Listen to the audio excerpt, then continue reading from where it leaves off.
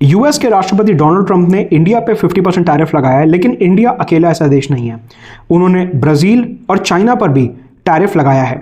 ऐसे में Donald Trump की जो मनमर्जी है ये दुनिया की अर्थव्यवस्था को खराब कर रही है। इसी बीच ब्राजील के राष्ट्रपति लुला डी सिल्वा ने भारत के प्रधानमंत्री नरेंद्र मोदी और चाइना के राष्ट्रपति शी जिनपिंग को कॉल करा और ये बोला कि जो 11 मेंबर्स का ग्रुप है ब्रिक्स, जिसमें 11 देश हैं, उसको मिलके यूएसए की हेजमनी को एक करारा जवाब देना चाहिए। मैं आपको बता दूं कि ब्रिक्स में आज की तारीख में 11 देश हैं, जिसमें Brazil, Russia, India, China, south Africa, Ethiopia, Iran, Egypt, Saudi, UAE और इंडोनेशिया जैसे देश शामिल हैं। दुनिया का लगभग 40 से 45% जीडीपी इन देशों से आता है। समझना यह है कि ये जो ब्रिक्स नाम का फोरम है ये कैसे यूनाइटेड स्टेट्स के एजेंडा को काउंटर कर सकता है। सबसे पहले, अभी तक डॉलर जो है वो दुनिया की सबसे ज़्यादा यूज होने वाली करेंसी थी, लेकिन ब्रिक्स में एक बात चल रही है कि जो 11 देश हैं इन्हें आपस में मिलके लोकल करेंसीज में ट्रेड करना चाहिए और डॉलर के ऊपर अपनी रिलायंस को, अपनी डिपेंडेंस को कम करना चाहिए।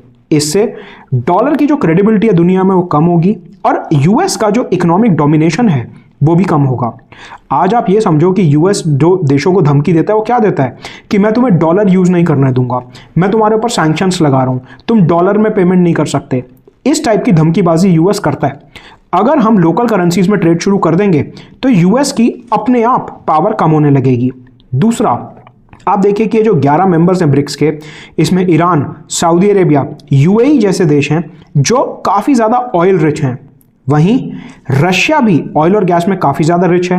चाइना के पास काफ़ी सारे रेयर अर्थ मिनरल्स हैं। तो ऐसे में ब्रिक्स के देश अगर आपसी मतभेदों को कम कर सकें, पर्टिकुलरली इंडिया चाइना अपने बॉर्डर के इशू को अगर रिजॉल्व कर सकें, तो ब्रिक्स में काफ़ी ज़्यादा यूनिटी आ सकती है और ये खुद के सप्लाई चेन्स को एस्टैब्लिश करके यूएस के ऊपर डिपेंडेंस कम कर सकते हैं। तीसरा, ये जो 11 के 11 देश हैं ये अगर अपनी एजेंडा को सेट करें तो ये यूनाइटेड स्टेट्स द्वारा लेड जो ऑर्गेनाइजेशंस हैं जैसे कि world bank, IMF, United nation security council, United Nations general assembly, G20, इन सब ऑर्गेनाइजेशंस में डेवलप्ड कंट्रीज और यूरोप के एजेंडा को काउंटर कर सकते हैं।